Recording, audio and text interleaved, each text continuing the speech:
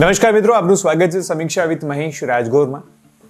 દિલ્હીમાં થોડાક દિવસ પહેલાના એવા દ્રશ્યો હતા કે જ્યારે બંને સત્તા પક્ષ એટલે કે જ્યાં રાજ્ય સરકાર જે આમ આદમી પાર્ટીની છે, જે નગર નિગમ આમ આદમી પાર્ટીનું છે અને જે કેન્દ્રની અંદર 7 સાંસદો છે એ કેન્દ્રમાં ભાજપના છે, તો આ બંને પાર્ટીઓ એ પાણી માટે થઈને અનશન કરી રહી હતી, લડાઈ કરી રહી હતી, એકબીજા ઉપર આરોપ પ્રત્યારોપ કરી રહી હતી. હવે દિલ્હીમાં પાણી આવ્યું, ઇન્દ્રદેવની મહેરબાની થઈ અને વરસાદ આવ્યો.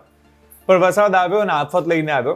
દિલ્હી એરપોર્ટનું ટર્મિનલ નંબર 1 અને છત તૂટી પડી, આખી છત તૂટી પડી. 1 જણનું મૃત્યુ થયું, 6 જણ આમાં ઘાયલ થયા છે.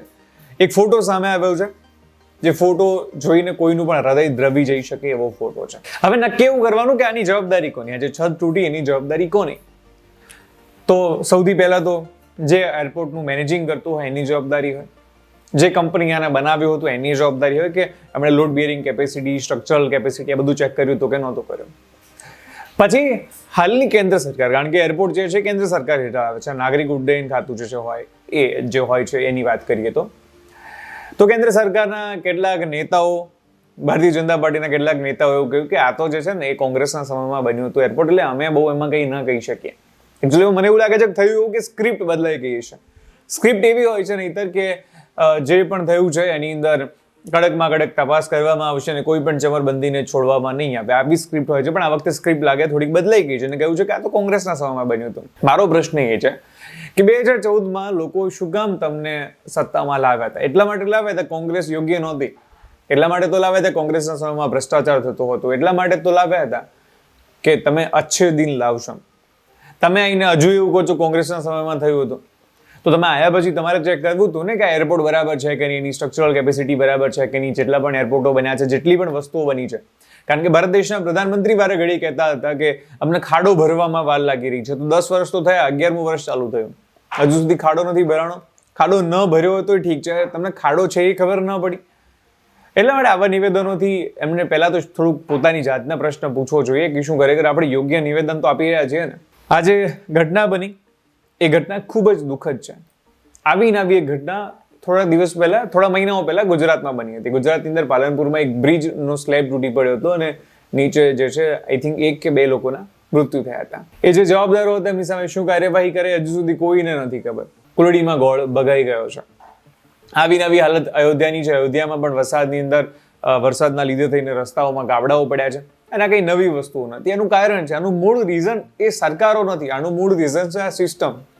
કારણ કે કોઈ પણ કોન્ટ્રાક્ટ લેવો હોય તમારે કમિશન આપવા પડે, ટકાવારી આપવી પડે. ગ્રામ પંચાયતનો કોન્ટ્રાક્ટ હોય તો 7% નક્કી હોય, જેમાં તલાટી 7% લેતા હોય, 2% ઓડિટરને આપતા હોય અને બધાની ટકાવારીઓ ફિક્સ હોય. આ જે દિવસે ટકાવારીની સિસ્ટમ તૂટશે ને એ દિવસે બધું જ સારું બનશે. પણ જ્યાં સુધી આ ટકાવારીઓ છે ત્યાં સુધી કશું જ નહીં થાય. અને ટકાવારીઓથી એવું નથી કે ખાલી જે અધિકારી છે એમના ગજવા ભરાય છે, નેતા અધિકારી બધાના ગજવાઓ ભરાય છે. અને પરિણામે આ ગજવાઓ છેલ્લે જે ભરે છે ને એમાં ખાડામાં કોણ પડે છે? ખાડામાં આમ જનતા પડે છે, જે ટેક્સ ભરે છે.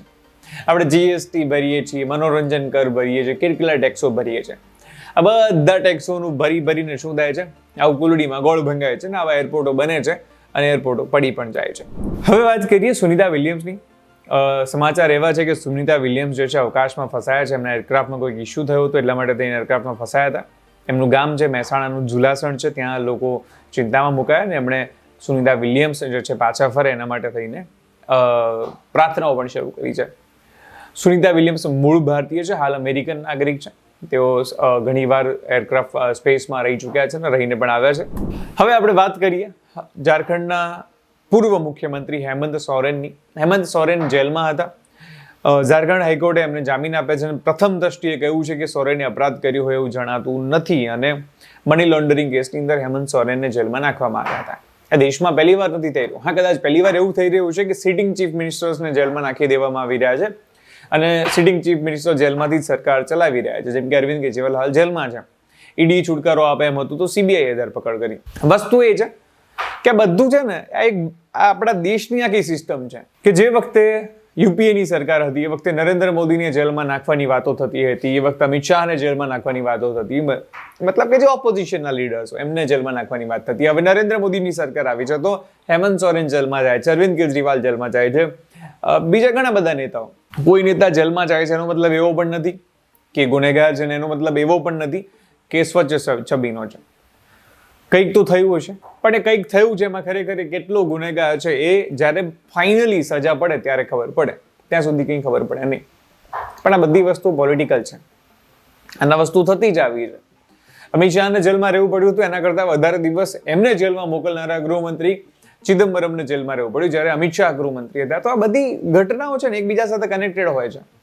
અને એવું નથી કે જેલમાં મૂક્યા પછી આ બધા દુશ્મનો થઈ ગયા છે. આ ભારત દેશનું રાજકારણ છે.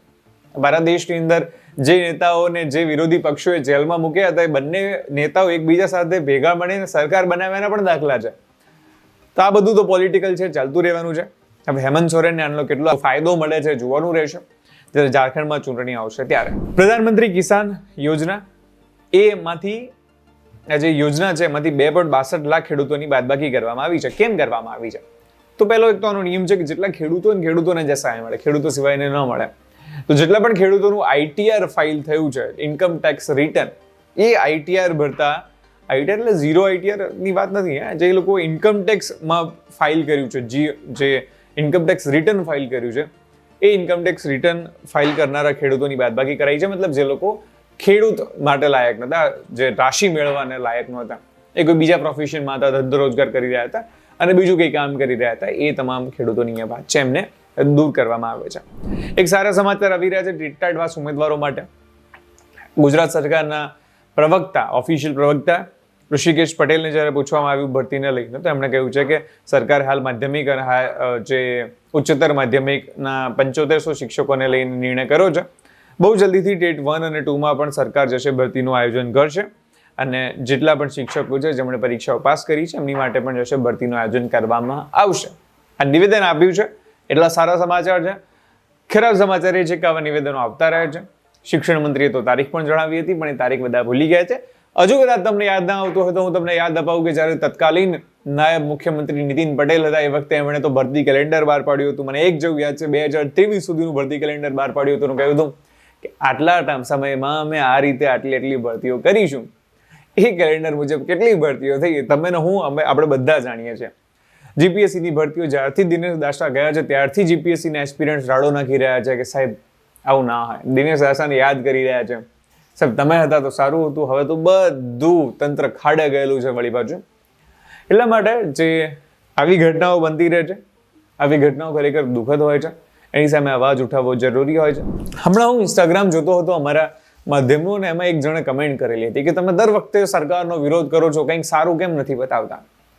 તો પછી પ્રશ્ન થયો કે જે મીડિયા સંસ્થાનો હોય છે એમનું કામ શું હોય છે? એમનું કામ, અમારું કામ એ હોય છે કે સરકાર ક્યાંક ભૂલ કરે છે તો એને કહેવાનું કે શ્રી સરકાર તમે ભૂલ કરી રહ્યા છો, તમારી આ મિસ્ટેક છે, આની પર ધ્યાન આપો.